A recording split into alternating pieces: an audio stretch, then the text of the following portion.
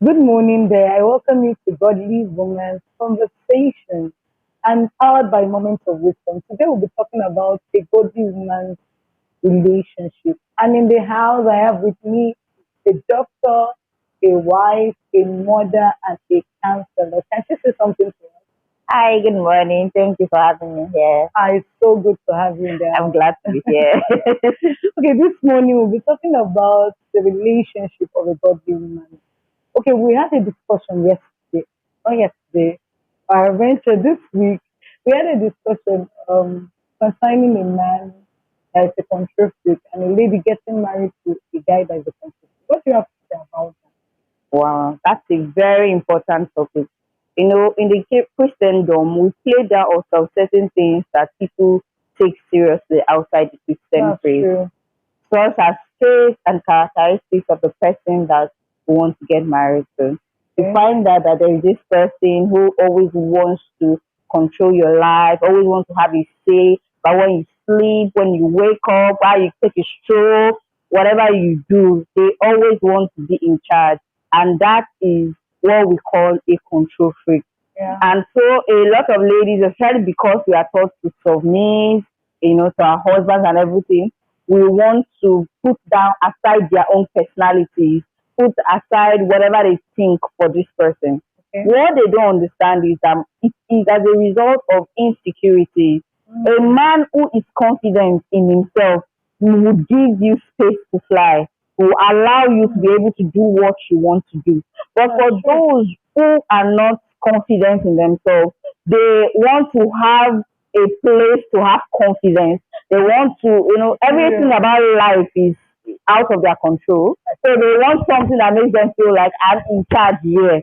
And they will now use their wife being the closest person to them. And so before I started in maybe the relationship at this beginning, it would continue and get worse because that's one thing people think that okay, it's just for now, it's just love. Yes, he just loves me, always wants to find out what I'm doing and all that, but no. It's because he wants to be in charge. And there's one thing about human beings generally. Somehow you want to have this self realization. You want to bring out your potentials. But when you're with somebody who wants to dictate, wants to know where you are, wants to know who your friends are, how to go and everything, what happens is that you feel this, I feel my life going out of me. I can't make decisions for myself anymore. Yeah. And so you begin to become dissatisfied. You begin to become unhappy in that environment. But it's like, this is who I am, this is who I've been. So why are you expecting a change now? So it's not understanding why you begin to complain in a later date. And then sometimes you get to a point and you say, no, no, no, I can't put up with this anymore. This is the vision I have, I want to get done and all that. And of course, society will tell you you're not submitting to your husband. And then very soon it gets really angry and it can go to the extent of physical and emotional abuse. And because it's a Christian home, there is no room and space for divorce. Yeah. And so you just keep accepting it. And the more he knows that there is nowhere for you to go to, the more he will keep doing it. And that's why we are hearing a lot about the increasing rate of divorce, increasing rate of emotional and sexual harassment in the home that has even led to some death as this.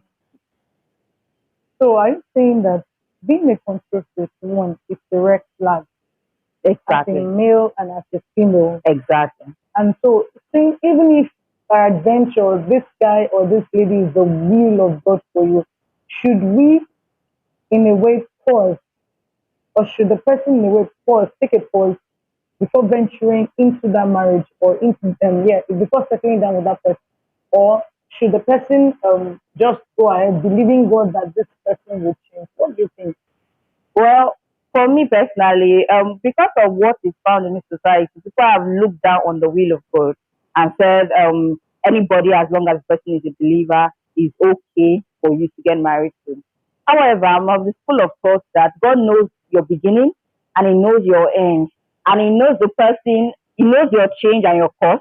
I know the person who will change in that course to take you to where um, you want to go to. So, of course, I'm of the opinion that God's will is very, very important. But God's will is the beginning point. There are two things about God's will. Sometimes we are sure that it is God's will, but it's not exactly God's will because it's out of emotion, it's out of our desires and many other factors around the place. So we may actually think this is God's will, but it may not be necessarily God's will. For example, if you don't know how God talks to you in your career, relationship with other people, your friends, God has not said anything to you about that, and all of a sudden in marriage He will now speak to you. It's not likely possible. So that's the first mistake that is made. A lot that says God's will may not necessarily be God's will. But there are times that God actually wills and brings two people because He knows that there are things that you need to fulfill together. Yeah. So, for in that scenario, of course, I won't say do not get married, but I will also say do not be too fast to also get married. You need to deal with that issue. We have examples of people who one partner was kind of abusive of the other partner and they did not realize it. But God kept working in the other partner by their own characteristics and obedience to the scriptures and kept working on them. So if God puts you with that kind of partner, it means that there is something He wants to work in you. And there's something He wants to work in the partner to make both of you a best fit. However, it's a process of time. So because of that, when you notice this characteristics, you have to take it back to the person that says he is the person. You know, we notice some things and we just say, oh, well, God will take charge. Things are not automatic. Things would have to require work from both parties. So if God is telling you that this is the person, I notice that he has these dangerous characteristics of being a control freak, is going to likely be an abuser, then you have to go back to God and say, this and this and this are the things I have noticed. Father, are you still in this journey? Are you saying I should go on? And if you are saying I should go on, what am I supposed to do now? Because it is easier to handle things before the marriage than in the marriage. Why did I say so? The man or the partner knows that you have the opportunity to still work out and say you're no longer doing it, you're no longer interested, and it ends. So because of that, it's easier for him to work on himself and God to work through him than for someone that you're already inside. There's nowhere you are going to. You're a believer. There's no divorce for us. Yes. So it's something that needs to be dealt with. Now the dealing with is not nagging him, is not trying to push him to do what you want him to do, but praying for him and praying concerning the issue. One thing that prayer does is that because actually these days we have actually looked down prayer. We are blaming, we are whatever thinking, and we say we are praying. After doing that for a while, and we don't seem to produce results, now looks like we are praying and nothing seems to happen. Now, also, we sometimes look down, if we genuinely pray, we look down on the function of prayers. We think that by prayers, it changes the situation. By prayers, it just suddenly magically becomes a beautiful, they stop being that control freak and it becomes, somebody else that we want it to be. But most times, that is not the case. The reason is because God is a God of process. So he's doing a process or he's doing a work in me as the individual that is going to be on the receiving end and the person who is on the changing end. Now, what prayer does is that it helps the influences around the person. So the person now begins to first notice that there is a problem. That is a very, very important thing. Because when I don't know that I have a problem, I mean, You won't seek for help. there is no need for change. Yeah. And even when somebody brings help to me, I don't need the help. So I will not accept the help. For example, I'm a doctor, like she has earlier introduced. If I have a patient with me and I find that okay, the patient has this medical condition, if I just say okay, you need to take this drug, the person is not going to be compliant with my medication because the person doesn't even realize first of all that there is a problem. Yeah. So the person is looking at you and you're looking at the person and it's like, no, I don't need this. I came for you to do this. So why you know? So the first step is to first make the person aware that okay, this is a problem. Yeah. And then when the person says, okay, this is a problem. So what can we do about the problem? So that's one thing that prayer does. Prayer opens the eyes of the person or the influences around the person Yeah. to first see that there is a problem. Then two, it now opens the person up to situations that begin to address the problem. Yeah. Because most times it's as a result of insecurity. Yeah. There are reasons why the person is insecure. And it may, the situations or the reasons may be so painful that the person may not want to address it. What the person may necessarily do is now to avoid it. So by the time you begin to pray for that person, it begins to bring those situations around that person so that the person is compelled to address it.